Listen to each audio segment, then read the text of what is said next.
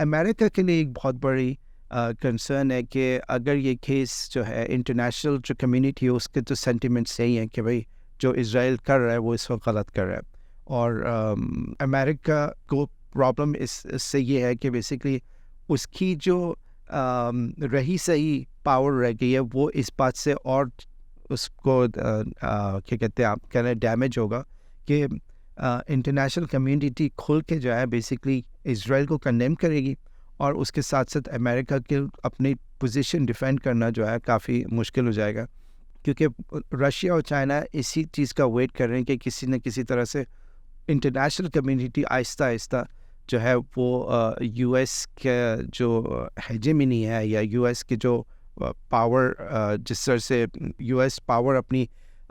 دکھاتا ہے اور بیسکلی اس کو استعمال کرتا ہے پوری دنیا کے اندر, وہ آہستہ آہستہ کم ہوگی. اسی کے ساتھ ایک اور پوائنٹ ہے, ابھی ریسنٹلی بنگلہ دیش کے اندر الیکشن ہوئے تھے پچھلے ہفتے, جس میں جو پارٹی بیسکلی پچھلے تقریباً 10-15 سال سے پاور میں, اسی کو جو ہے وہی جیتی. انہوں نے جو ان کی جو مین اپوزیشن پارٹی تھی انہوں نے اس الیکشن میں حصہ بھی نہیں لیا کیونکہ ان کی ایک لیڈر کو تو انڈر اریسٹ رکھا ہوا ہے. تو یہ جو گورنمنٹ آئی ہے اور جو پہلے سے بلکہ تھی شیخ حسینہ واجد کی, تو یہ رشیا اور چائنا سے نسبتاً کلوز ہے. اور یو ایس کا جو ابھی بیان آیا ہے, یو ایس کا بیان آیا کہ بیسکلی یہ جو الیکشنز ہوئے تھے یہ انفیئر تھے اور بیسکلی ان کو ہم اس طرح سے ریکگنائز نہیں کرتے کیونکہ جو ہے نا جو لیڈرشپ تھی اپوزیشن کی اس کو انہوں نے اریسٹ کیا ہوا تھا. تو انٹرسٹنگلی یہ ہے کہ انہوں نے ادھر تو یہ بیان دیا کیونکہ اس وقت جو گورنمنٹ میں پارٹی ہے وہ بیسکلی رشیا اور چائنا کے ساتھ کلوز ہے زیادہ اور ان سے دور ہے, تو انہوں نے اس طرح کا یو ایس سے بیان دیا کہ بھئی یہ والے جو الیکشن سے یہ انفیئر تھے. انٹرسٹنگلی پاکستان کے اندر بھی ابھی الیکشنز ہونے والے ہیں اور پاکستان کے اندر یہ صورتحال ہے کہ جو پاکستان کے اندر جو لیڈرشپ ہے جو امریکہ کے کلوز نہیں ہے وہ ابھی جیل میں ہے,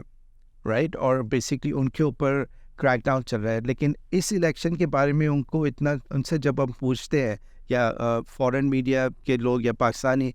میڈیا کے لوگ ان سے پوچھتے ہیں یو ایس کے کہ آپ کیا سمجھتے ہیں کہ جو پاکستان میں بھی الیکشن ہونے جا رہے ہیں کیا یہ فری اینڈ فیئر ہوں گے, تو اس پہ وہ کہتے ہیں کہ ہم تو کسی کے انٹرنل پالیسی میں جو ہے انٹرفیئر نہیں کرتے, یہ پاکستان کا اپنا معاملہ ہے اور پاکستان کی جو عوام ہے یہی جو ہے بہتر اس میں کہہ سکتے ہیں, ہم اس میں انوالو نہیں. تو آپ یا تو انوالو ہیں یا پہ نہیں ہے. لیکن یو ایس کا یہ ہوتا ہے کہ جہاں پہ وہ اپنی ان کی انوالومنٹ چل رہی ہوتی ہے, سب کچھ اسموتھ چل رہا ہوتا ہے, تو وہاں پر تو ان کا جو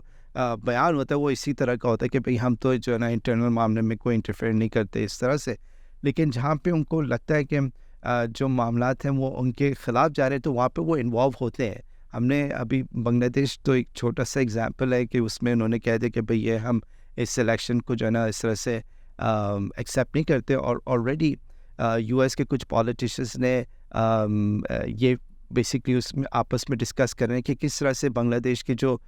لوگ ہیں گورنمنٹ کے اندر جنہوں نے اس الیکشنز کے اندر ایسی معاملات کیے تھے جس کی وجہ سے یہ الیکشنز انفیئر ہوئے ہیں ان کی نظر میں,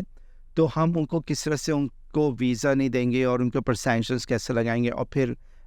بنگلہ دیش کی ایک بہت جو ایکسپورٹس ہیں, خاص طور پہ ان کا جو گارمنٹ انڈسٹری کی جو ایکسپورٹس ہیں وہ زیادہ تر یو ایس جاتی ہیں, تو اس کے لیے بھی انہوں نے پلان بنایا ہوا کہ اب کس طرح سے بنگلہ دیش کو ہم پریشر کریں گے کہ جو ہے نا تھوڑا بہت یہ ہمارے جس طرح ہم چیزیں چاہتے ہیں اس طرح سے کریں. تو یہ ان کا ماڈس آپرینڈی یہاں پہ ہے. آلریڈی ہم پچھلے 15-20 سال سے بلکہ زیادہ سے دیکھتے آ رہے ہیں کہ جہاں جہاں بھی ان کو لگتا ہے کہ ان کے مطلب کی حکومت نہیں آئی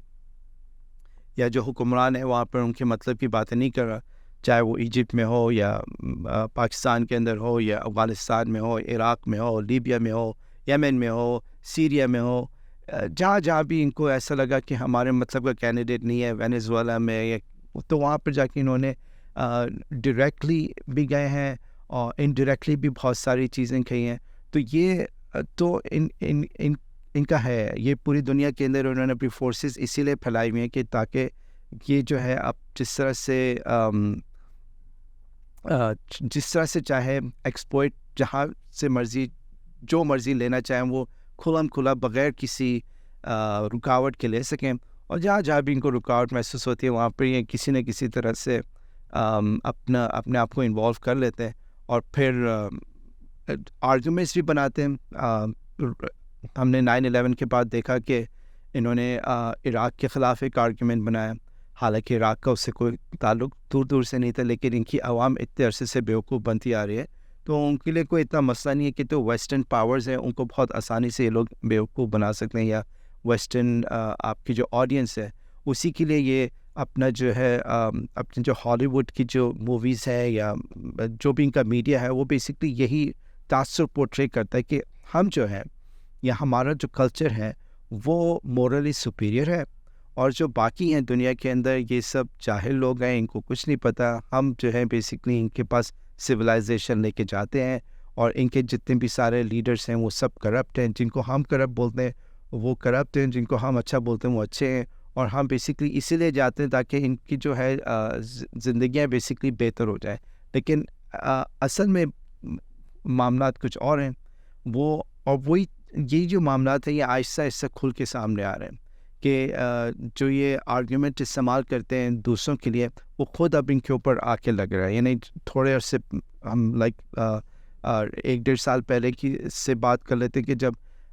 यूक्रेन और रशिया का मामला शुरू हुआ था उसके वक्त उन्होंने जो चीज़ें रशिया के ख़िलाफ़ बोली थी और वही चीज़ जब लोग इजराइल के ख़िलाफ़ बोले तो इनको लगता है कि ये जो है ना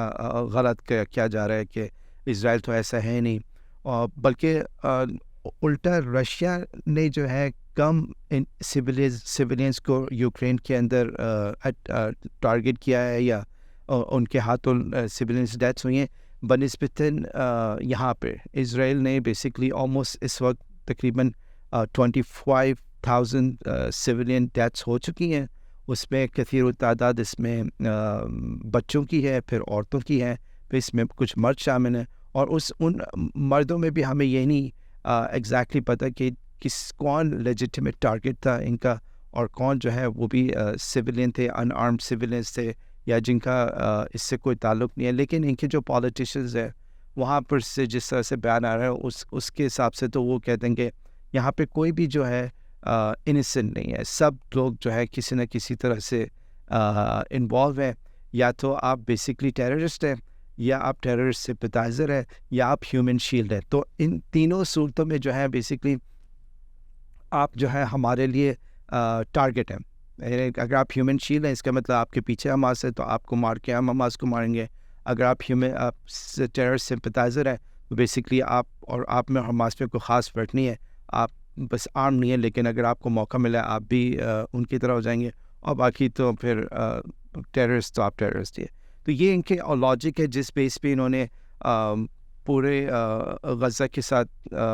इस तरह से किया है कि ऑलमोस्ट वहाँ पर तकरीबन 1 लाख के करीब लोग इंजर्ड हैं, और तमाम के तमाम स्कूल्स और बहुत सारी मसाजिद और ऑलमोस्ट सारे ही हॉस्पिटल्स जो हैं तबाह हो चुके हैं। उस बहुत मेरे ख्याल से 2-3 हॉस्पिटल्स ऐसे रह गए जो पार्शली फंक्शन कर रहे हैं इस वक्त, और खाने की सूरत हाल बहुत ख़राब है। वहाँ पर लोगों के पास खाने के लिए चीज़ें नहीं है, पानी कंटेमिनेट कर दिया इन्होंने, जो टनल सिस्टम था उसको समंदर के पानी से फ्लड आउट कर दिया। बहुत बुरी सिचुएशन है। मौसम भी आजकल ठंड है तो वहाँ पर ना पेट्रोल है, ना बिजली है, ना साफ़ पानी है, और सीवरेज का निज़ाम भी सही नहीं है, और खाने लोग फाका कर रहे हैं, और फिर जो लोग बीमार हैं या जो लोग इंजर्ड हो चुके हैं उनके लिए दवाइयाँ नहीं हैं, उनके लिए किसी किस्म का कोई सपोर्ट सिस्टम नहीं है, इंफ्रास्ट्रक्चर सब तबाह हुआ है। तो ये सब चीज़ें दुनिया देख रही है, लेकिन इस वक्त दुनिया कुछ कर नहीं पा रही है। इसकी सिर्फ वजह यह है कि यूएस जो है उसने बेसिकली इजराइल को सपोर्ट किया हुआ है, और उसी सपोर्ट की बेस पे ये सब चीज़ें हो रही हैं। तो हम जस्ट सब ये सोचते हैं कि इवेंचुअली ये जब केस आगे जाएगा उसके बाद से आहिस्ता आहिस्ता इजराइल के ऊपर और प्रेशर पड़ेगा और यूएस के ऊपर भी प्रेशर पड़ेगा, और ये फिर सिचुएशन किसी तरह से सॉर्ट आउट होगी। लेकिन इस वक्त जो सूरत हाल है उससे ऐसा नहीं लग रहा कि کچھ چیزیں بہتری کی طرف جا رہی ہیں، کیونکہ یہ جو کیس بھی ہوا ہے اسرائیل کے خلاف، یہ بھی ساؤتھ افریقہ لے کے ہیں. مسلمان کنٹریز 57 مسلمان کنٹریز ہیں، لیکن ان میں سے کسی نے بھی نہیں سوچا کہ ہم جو ہے نا اس طرح سے کیس لے کے آئیں. اتنی اوپنلی یہ سب چیزیں ہو رہی ہیں. اس کے علاوہ جو ان کا پروگرام ہے کہ کسی نہ کسی طرح سے یا تو ڈیموکریٹک ریپبلک آف کانگو میں یا ایجپٹ میں یا جارڈن میں ان غزہ کے لوگوں کو بھیجا جائے، تو اس سے بھی یہ لوگ کنٹری سے بات کریں. ویسے تو عبد الفتاح السیسی جو ایجپٹ کے لیڈر ہیں یا جارڈن کے جو لیڈر ہیں کنگ عبداللہ، انہوں نے کہا کہ ہم یہ سب ایکسیپٹ نہیں کریں گے، لیکن at the same time Egypt کے ساتھ یو ایس بھی ان ٹاکس میں ہے کہ وہ ایجپٹ کا جو قرضہ ہے وہ معاف کر دیا جائے گا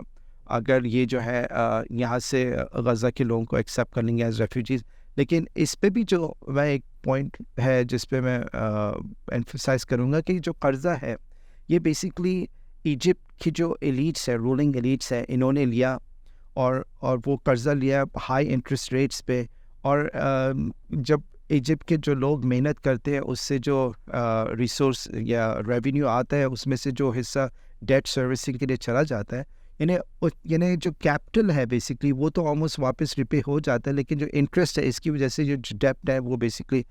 بڑھتا چلا جاتا ہے. تو اب اس ڈیٹ کو جو کہ بیسکلی انٹرسٹ ہے، یعنی جو ان کا ایسٹ تو ان کو واپس مل گیا، جو ان کے اوپر کی کمائی تھی، سود کی کمائی تھی، اس کو کہہ رہے ہیں ہم معاف کر دیں گے اور اس بیس پہ آپ جو ہے غزہ کے لوگوں کو ایکسیپٹ کر لیں. تو یہ بیسکلی ایک ایسی چیز ہے جس کو آن پرنسپل ایکسیپٹ نہیں کرنا چاہیے، کیونکہ یہ بالکل ہی غلط بات ہے کہ بیسکلی ایک تو آپ نے چوری کی ایک کسی کی لینڈ کے اوپر، ان کے ساتھ بہت عرصے تک زیادتی بھی تھی، اور الٹا آپ جو ہے ان کو اس طرح سے کمپنسیٹ کریں کہ آپ سے کہہ رہے ہیں آپ یہاں سے نکل جائیں، ہم تو آپ کو کچھ بھی نہیں دیں گے، بلکہ ہمارے نزدیک تو آپ اٹس بیٹر یو ڈیڈ، یعنی یہ ان کی سینٹیمنٹس ہیں. تو لیٹس سی کہ مسلم کنٹریز جو ہے وہ اس کو کس طرح سے فائٹ بیک کرتی ہیں اور یہ کیس کہاں تک پہنچتا ہے.